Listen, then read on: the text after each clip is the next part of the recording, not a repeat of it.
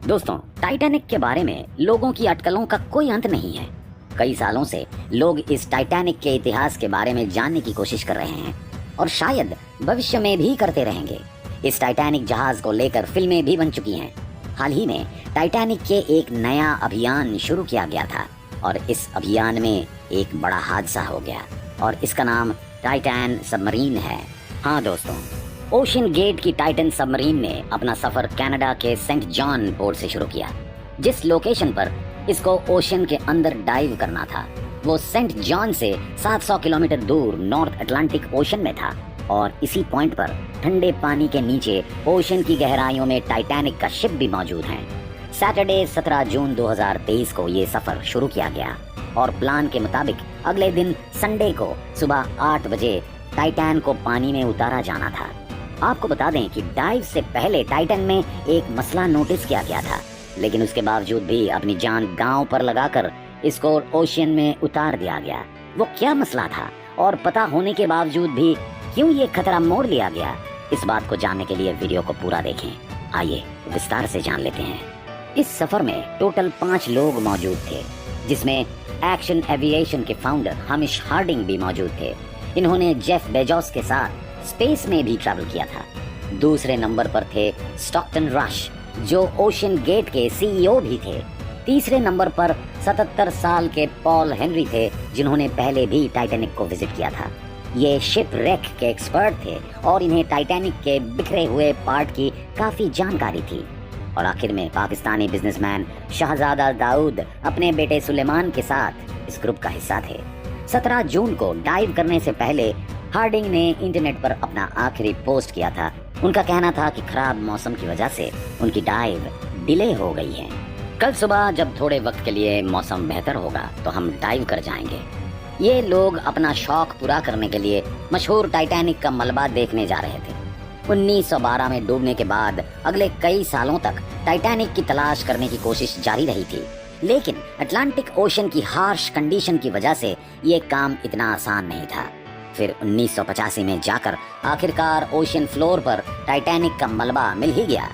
Titanic अपने पीछे इतने सवाल छोड़कर गए थे कि अब इनके जवाब पता करने का वक्त आ गया था। दर्जनों एक्सपर्ट्स अरेंज किए गए, जिसमें अलग अलग कंट्री के एक्सपर्ट्स ने टाइटैनिक पर शोध जारी रखा। Canadian film maker James Cameron ने 1995 में टाइटैनिक के मलबे के दर्जनों दौरे किए। फिर 1997 में टाइटैनिक मूवी रिलीज की गई। बाकी छूटी हुई कसर टाइटैनिक मूवी की कामयाबी ने पूरी कर दी। इसने इतनी धूम मचाई कि खुद टाइटैनिक के मलबे को जाकर देखना करोड़ों लोगों का ख्वाब बन गया। अब ये काम बस रिसर्च तक ही सीमित नहीं था और शिप रेक साइट पर टूरिस्ट भी जाना शुरू हो गए। कहा जाता है कि ओशन की गहराई में जाना स्पेस में जाने से भी ज्यादा मुश्किल है। इसकी सबसे बड़ी वजह है पानी का प्रेशर। टाइटैनिक शिप रेक पानी की सतह से 4000 मीटर यानी 4 किलोमीटर नीचे है। गहराई को इमेजिन करना है तो आप बुर्ज खलीफा को देखें और समझ ले कि टाइटैनिक का मलबा समुद्र में 5 टाइम्स बुर्ज खलीफा की हाइट जितना नीचे है। इस गहराई में पानी का प्रेशर 5800 psi होता है। ये इतना प्रेशर है जितना इंसान के पूरे शरीर पर नहीं बल्कि सिर्फ 1 स्क्वायर इंच के हिस्से पर एक पूरा हाथी खड़ा कर दिया जाए। तो अब आप अंदाजा लगा लें कि एक सबमरीन में कितने स्क्वायर इंच होंगे और उस पे कितना ज्यादा प्रेशर पड़ता होगा। खैर, संडे 18 जून 2023 दोपहर को 12 बजे सबमरीन का सफर स्टार्ट हुआ। नॉर्मली टाइटैनिक तक पहुंचने में 2 घंटे लगते हैं, लेकिन 1 घंटे 45 मिनट बाद ही मदरशिप पोलर प्रिंस, जो कि ऊपर वेट कर रही थी, उनका सबमरीन से कनेक्शन टूट गया।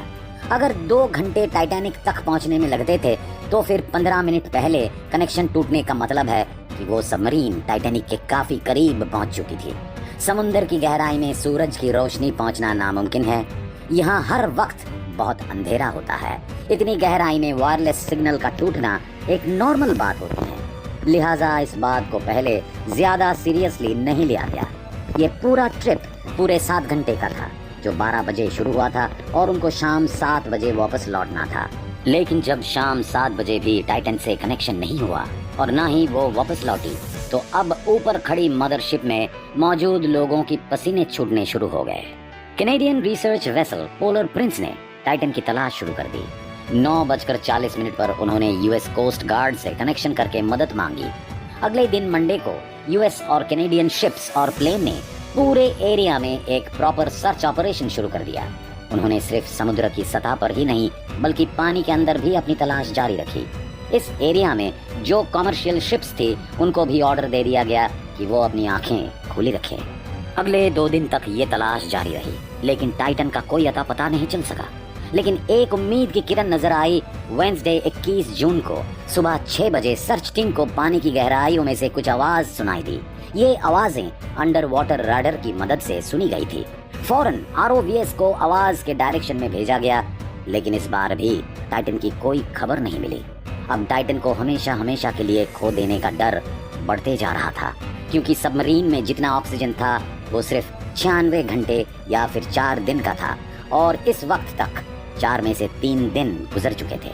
लेकिन यूएस, कनाडा और फ्रांस की टीम ने हिम्मत नहीं हारी। थर्सडे 22 जून को दोपहर 12 बजे आरओवीएस को टाइटैनिक के मलबे के पास भेजा गया। वहां पहुंचकर जो देखा गया वो वाकई दिल दहला देने वाला था।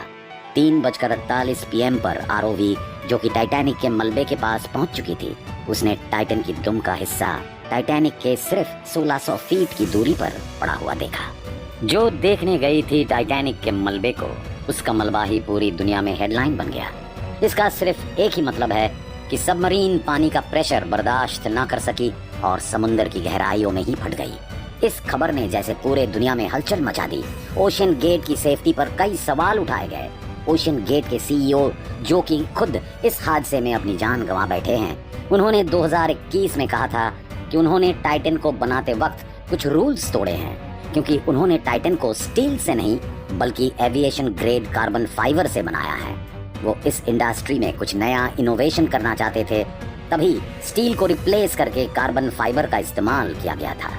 पहली बार टाइटन को समुद्र में जाने से पहले 5000 से 10,000 तक के PSI प्रेशर पर टेस्ट किया गया था, जिसमें वो पास हो गई थी।